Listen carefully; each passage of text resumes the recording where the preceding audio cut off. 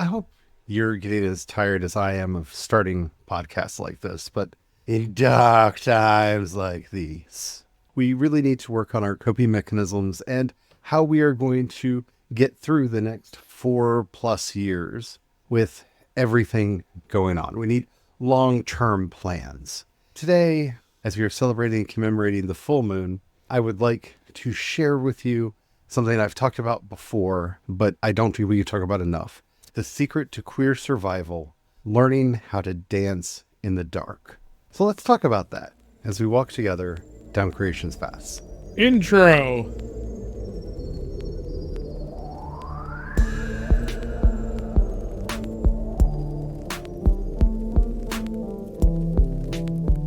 Hello, everyone. My name is Charlie. I am a Christopagan druid and priest of Bridget. Hello, everyone. My name is Brian. I'm a Christopagan druid and sous chef to the Dagda. Today, as we are sitting under the light of the full moon, and hopefully you put your water out to get all nicely charged up, if that's the sort of thing that you do, we are going to be talking about learning to dance in the dark. And this is not figurative, though it can be, but it isn't, but it is.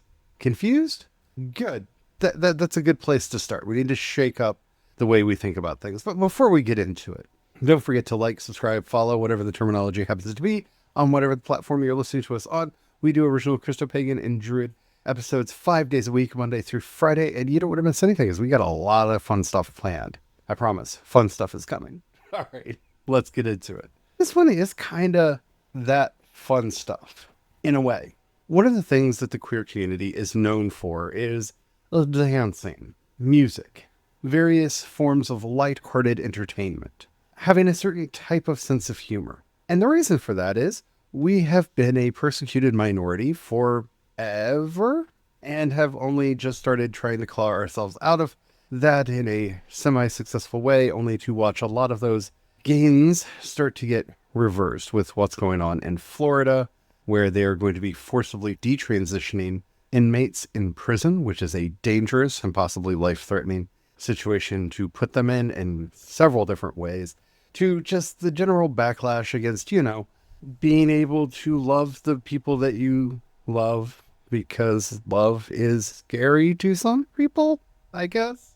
I've never really understood it other than it's what happens if you are really locked into a gender binary and you need men to act a certain way and women to act a certain way, and if they're not, it somehow threatens you because our brains do weird things to us. But the way that we've gotten through, the way that we've always gotten through, is to find ways to communicate with each other. And that involved learning a lot of double entendre. That involved learning ways that we could say things that one audience would hear one way and another audience would hear another way. Do you know what double entendre is also really good for? Humor. We learned how to dance in certain ways to let people who knew know, hey, I'm one of y'all, without letting people who didn't know. We devised fashion that would let other people who knew know that we were batting for their team, while everybody else just thought, hey, you made choices. But the most important thing that we learned to do was dance. Because celebration, as we've talked about immensely, is tied to justice. Why? Because you can't have justice without hope. The moment you give up on hope, you've given up on justice. You have to do everything in your power to keep hope alive. And thus, the balls, the dances, the amazing places where we would get together just to meet and celebrate what little bits and secret moments of life that we could find. And this is something we're all going to have to learn how to start doing. Because if you're not taking the time to celebrate and to find those moments of joy and hope and just to dance amid the darkness, you're going to burn out. You're going to collapse in on yourself like a dying star and then not have the energy to do any of the work that needs doing and not be a help to anyone. And I'm seeing that already. I look at the kids today and they're like, I don't know that I could take 4 more years of this. I feel you. I feel exactly where you're coming from, but I grew up in the 70s and 80s. I remember Reagan. I have vivid memories of Reagan and them not giving a crap about queer people. Not only not giving a crap, I remember going to church and hearing sermons about how this wonderful disease had been sent by God to wipe out all of the homosexuals from the world, and how this was something to be applauded. I remember those days. I remember them quite vividly. I remember gay people being blamed for hurricanes, storms, because apparently we're that good, I guess. Yeah, it's one of the crazy things when you really sit and think about it. In the middle of it, I was just caught up in the whole crazy plagues and storms and everything, but being able to be out of the situation and to think back, looking at it rationally, it's just like, yeah, really? They could cause storms? Like, either that's a people you don't want to be making angry because they're going to send scary storms But at you'd you, think, right? or that's not reasonable at all and obviously made up. But in the moment, I also get how that you can kind of get caught up in that fervor. Well, people like excuses and they like scapegoats. We don't ever want to take accountability for our own actions, and we don't want to accept the randomness of life. This is where this hallucinatory thinking comes in, where there has to be somebody to blame for the storm. No, a storm's going to storm. Now, there may be somebody to blame for a bridge collapse or some of the flood mitigation failing or what have you. Valid. But a storm is going to storm. Weather is going to do whatever weather does. But it makes us feel better as a species to be able to say that this wasn't the random acts of just the universe being itself. It's hard for a lot of people to accept that a storm is just how the planet balances its heat. That's all a storm is. It's too hot over here. It's too cold over there. So we're going to work that energy out through wind, snow, rain, thunder, lightning, and get to move towards balance. If we're still out of balance, we're going to do it again. That's what a storm is. It's not truly random. There are causes. There are things that can be done to mitigate them, like, getting global warming and climate change under control. But it's easier to blame those people over there. Those people dancing. Those people with all the feathered boas and fancy makeups. Let's blame them. All that glitter can't be good for the environment. Obviously, the weather saw the glitter and went, I have to flood. No, that's not how any of that works. But I see a lot of people stressing out about, has it ever been this bad before? Yes. It's been worse. Yeah, it's been worse. It's on tape. You can go back and see it. When Reagan was in office, they asked his press secretary if they were going to do anything about this new outbreak, this epidemic that was sweeping through the gay community. And he laughed and told jokes about it. That was the official government response, was to call the reporter gay and laugh and basically say, not my problem. We can go back to the book burnings that took place in the 30s and, the people burning that took place in the 40s. It has been worse. We need to have a semblance of perspective when it comes to things, because we are not to those places yet. We can go there, but we need to stop from going there. Yes, things feel bad. Things feel tragic. Things feel out of our control. And the only way we are going to keep anything from going that bad is to learn how to dance again. Learn how to celebrate. That sounds oxymoronical to a lot of people. It sounds like, but no, we need to be out protesting. Yes. Throw a dance party. Don't just stand there with your signs and stuff. Throw a party. Really bothers people when they're all angry and you're just dancing. It's the power of the Pride Parade. Some of the best protests and best ways to fight back against somebody is to live well. Live better than they are. It forces them to have to make a choice when they see that. Because first, if all their focus is your ill will, and they see you celebrating and enjoying, this is like, it's like how the Grinch stole Christmas, right? The Grinch just wished ill will on the entire town. He did terrible things. They danced. They celebrated. He had two choices. He either collapsed in like a dying star, gave up all that hate and anger, and change. In Grinch's case, he changed. Because honestly, I think people would rather be at the party. But this is the cycle. This is the rhythm that life has to go through. You have to have your moments of rest, recuperation, celebration, and joy, and your moments of outrage and protest and anger. And if you're not going back and forth, if you're not taking that respite to go and relax, and maybe dancing isn't for you. I get it. I have a bad back. I have bad legs. I can't really dance anymore. I do chair dance still quite a bit. Sing a song. Do something fun. Play a game.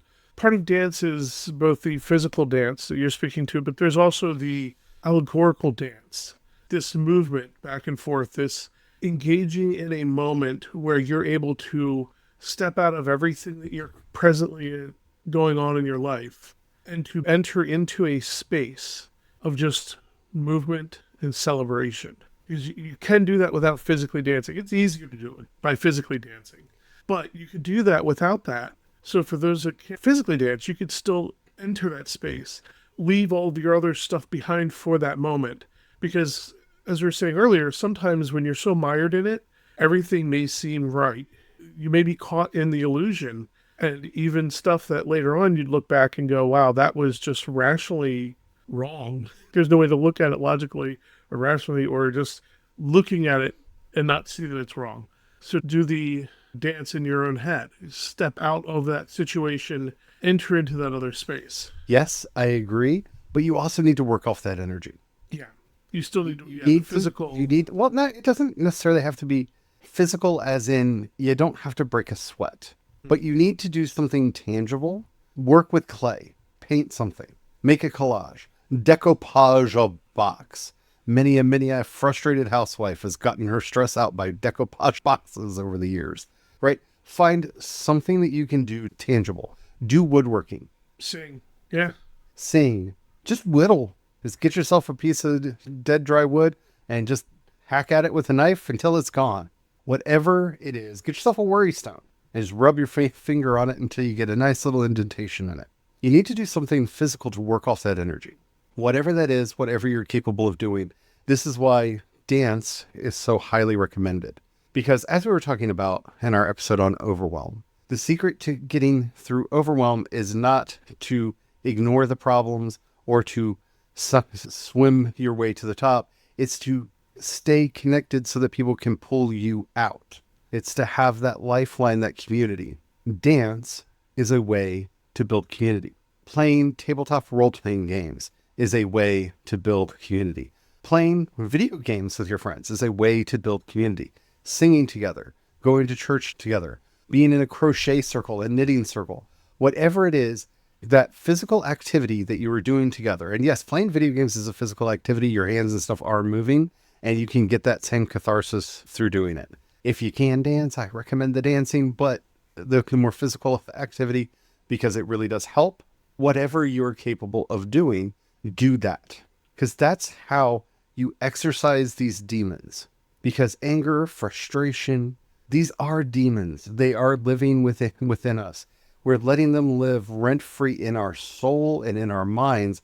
And yes, we can capture them like Solomon did with his ring and bend them to our own purposes to achieve great things. But if you're only fueled by anger and hate and spite, you are going to burn out.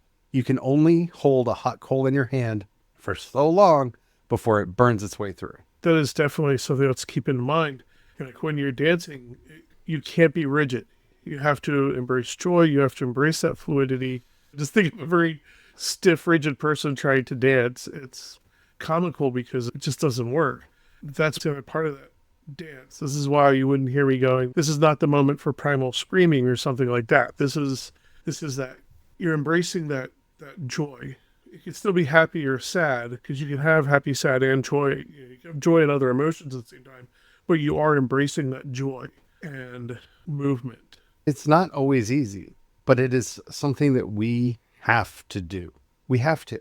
I understand there's terrible things happening here, there, and yonder. I'm being very vague because honestly, if I get started listing things, I'm going to feel bad for leaving anything out, and we'll be here for the next 12 hours listing all of the bad things that are happening in the world right now, because there's a lot. But until you learn to adopt this rhythm for yourself, where you're engaged and then disengaged, where you can draw back, and whatever that is for you that gives you some semblance of joy, celebration, and camaraderie, that really has to be there. We're not joking when we say the way to get overwhelmed is to be a part of a community. The way to celebrate is to be part of a community. Yeah, you can celebrate alone, I've celebrated many birthdays alone over the years, many holidays alone over the years, but it's not the same. You can feel that qualitative difference of not celebrating with others. Taking that moment together collectively to just express the exuberance that you are alive, that you've made it through thus far, that together we can keep pushing and striving forward. That is what will carry us through the next 4 years and beyond. Because until you get to that place where you are celebrating, and I mean celebrating, not commiserating, we do that too much. Yes, people need consoling. We practice creation spirituality here, so we have our via-Transformativa where we get together. That's our new moon. We get together, we embrace the sadness, we embrace the emptiness, we let go and let be. We allow ourselves to feel our pain. But here on the full moon, we are embracing that via-Transformativa, that way of transformation. We have to turn that into something that fuels us and doesn't just break us down. And it's not always easy. It's not always easy. And I don't want you to get the feeling that I'm just saying, well, just, why aren't you dancing? Why aren't you just dancing? Just put on some music and dance. Because it's not always that easy. You probably have to go through the cycle a little bit. Find something that brings you wonder and awe. Let go of what's bothering you, even for a minute. Just put it down on the table. Just put it down on the table. Be a little creative and figure out how you're going to celebrate. And then go into your path 4 and celebrate. Have that moment, have that time. Because if it's all about justice making, you're going to get burned out. If it's all about fighting against, you're going to break down. And I feel like now is the time for a confessional. We're far enough into the episode that most people aren't going to hear this. So this is the sweet spot that you get if you listen all the way through. I'm terrible at this. Yeah. A lot of that comes from, part of that's just the generation. We're brought up that celebrations, parties are for winners. Celebrations are for winners. You have to be a winner. You have to complete. Well, yes, it can still be for winners, but you have to recognize even the small victories, the little victories, the fact that you are still here, you have ears that work, hopefully eyes that work, your senses that work, you're still breathing, you're still alive. That is a celebration. Sometimes you just need to celebrate a very merry unbirthday. Yeah. There are lots of things to celebrate. And it's not everybody gets a participation prize BS celebration. It's celebrating those actual victories. It's not that you get a participation prize, it's whatever you did. Recognizing what you did to participate. That's the celebration. See, I'm glad you brought that up because the people that are always ranting against participation trophies and stuff are the people that want us divided, broken down, and burnt out so that they can get their agenda through. Because look, it's not just, hey, you showed up today. You know what? Sometimes you deserve a celebration for just showing up. There's a lot of people that don't show up. Not just don't, but can't. Yeah. I've talked about, my back pain, my leg pain, and some of the other issues that I have before.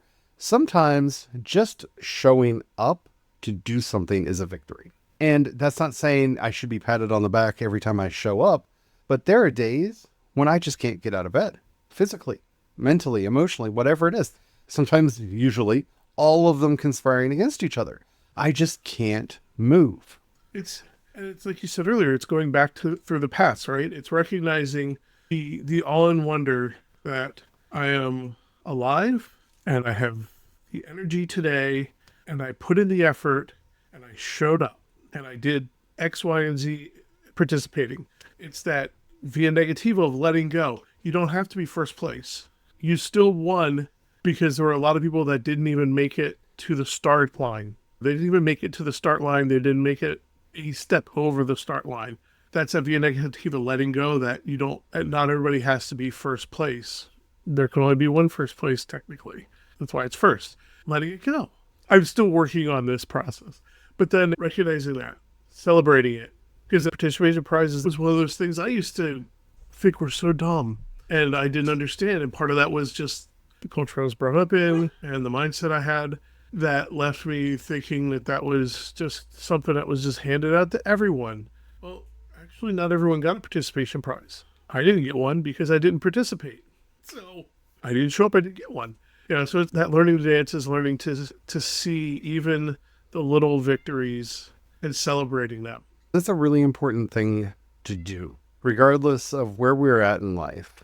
Learning to celebrate the little victories, getting through another day, celebrate. Getting through to another phase of the moon, celebrate. Getting through another month, celebrate. Because those moments of celebration help to release something in us. They're really the secret to the power plant that keeps us motivated and moving forward. Because the biggest crisis that I see today, and I'm probably going to take some licks for saying this, it's a motivation crisis. Yeah. Having that energy to get to the polls to vote, to get to the protest again to protest, to write yet another letter that will probably not be listened to go on social media yet again to voice our solidarity with or our opposition to, whatever it is. Motivation is necessary. That's the thing too. When you're speaking to motivation, when you look at little children and you see them with all that energy, and I know it's definitely something that happens as you get older, you look at them and you're just like, man, if only I could have that level of excitement and energy. Thing is yes, you can. You can still tap into it. It's harder because we have eaten from the tree of the knowledge of good and evil. Most of us have chosen to eat from it. And so we're bogged down in all of this division and BS. We just have to remember to stop eating from that tree and eat from the tree of life. Because the children still, a lot of them are still there. They're still partaking of that tree. So they're able to celebrate. They're able to have those dance moments and just celebrate little things. One of the most common things my relatives say to me is, what happened to you? You used to be such a happy child. Yeah. And then, and I don't mean this in some kind of an ageist sort of way, I grew up. I realized the injustices that were being done to me and people like me and to others. And it started wearing on me. I started being at war with my own body. I damaged my knee when I was 16.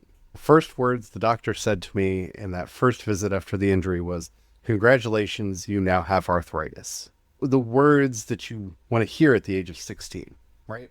And yeah, I used to be a very shiny, happy person. I try desperately to claw back and to think back to that kid that I used to be, where I would wake up smiling and happy and try to get back to that. But the other part of that was that I lived in a constant state of celebration and joy. Everything was wonderful. Everything was exciting. I remember sitting by the TV as the first signals were coming back from the Voyager probes. I remember that excitement. And I'm starting to feel that again with the Artemis missions. Humans are going to go further in space than they ever have before this year. That's exciting. And it fills me with joy. And soon we're going to walk on the moon again. Not only are we going to walk on the moon again, but we're going to start building a moon base. You know, that thing that I dreamt about as a kid, that we would actually be a spacefaring people? We're going to be a spacefaring people. For real this time. That's exciting. And you might not have that same excitement about space travel that I do.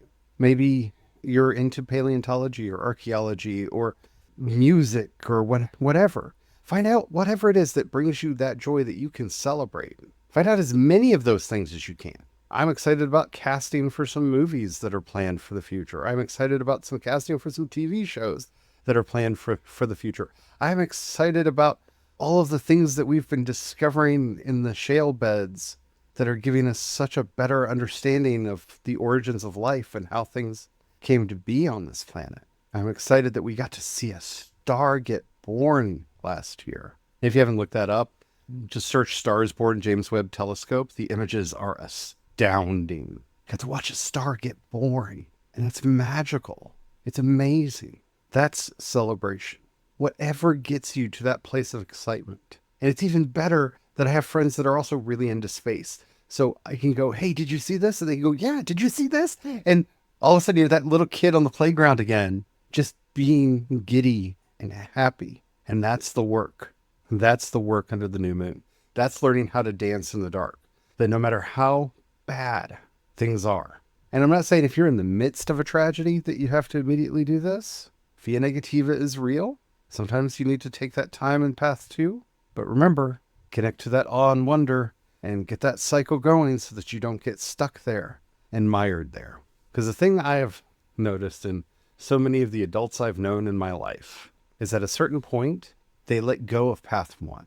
They let go of awe, wonder, and hospitality. And when you do that, it's through the union of path one and path two that path three comes into being. It's through the via-Positiva and the via-Negativa that via-Creativa comes in. And so they lose their creativity. And when you lose your creativity, it's hard to work for justice. And it's almost impossible to celebrate. And the cycle gets mired down as they just live in that via-Negativa. And that's where the powers that be want us to be. I've said it a lot, and I'm going to keep saying it. We war not against flesh and blood, but against powers and principalities in high places. Our war is against the systems of oppression and power that hold us down and hold us back, not the people. The people are interchangeable cogs. If all you're doing is striving against this person or that person, I'm going to say it, you're striving in vain if you're not working to change the system of power and oppression that's holding us down. And if you're going to have the energy to do that, you have to take these moments of celebration. I hope that's inspired you. I hope you're going to take this energy from the full moon and do something great with it. I would love to know what it is. How do you like to celebrate?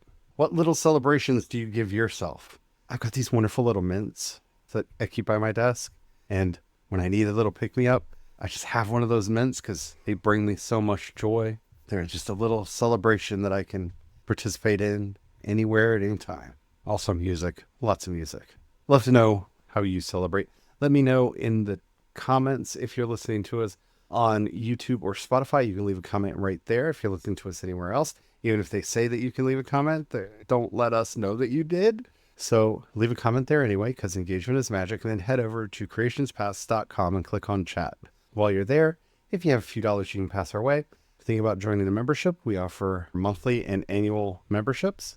You can also support us on Patreon and Ko-fi. I am CE Dorset on both, and that really does go a long way to help us out, to keep a roof over our heads, food on the table, and the power on. Thank you so much to everybody who does that. And if you don't have any money right now, or you're not sure if we're the kind of people that you want to be spending your hard-earned cash on, that's perfectly all right. But if you know anybody that you think would like anything that we're doing, please share it with them. Help us to grow. That really means the world to me. Benjamin Dixon recently did a episode about what we need to do to take on the great challenges that are ahead of us. And one of the things that he said is always bring a friend. And I think that's right. Whether it's to our podcast or to anybody else's podcast, live stream, or event, bring a friend. That's how we make the movement grow. And until next time, O King David, whose greatness and sins are written for everyone to see, you who are known for your great celebrations within the Psalms, who would play the harp and the lyre and bring so much joy to people. Help us to find that grace to dance, even in the darkness as we hide in the caves, as evil hunts us throughout the night. Amen. Amen.